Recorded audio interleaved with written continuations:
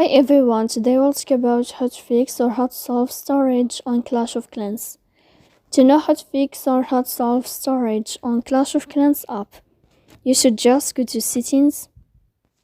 After that you can click on apps, default apps, app settings. Then you will enter to Clash of Clans and you can click. Here you will enter to force stop and you can click OK. Then you will enter to storage. Here we can click clear cache. Don't click clear data because that can cause you errors in your app. In the end, you can turn off your Wi-Fi and you can wait a moment to turn on your Wi-Fi again. So please don't forget to support us by like and subscribe. See you next time in another video, and thank you for your attention and your watching.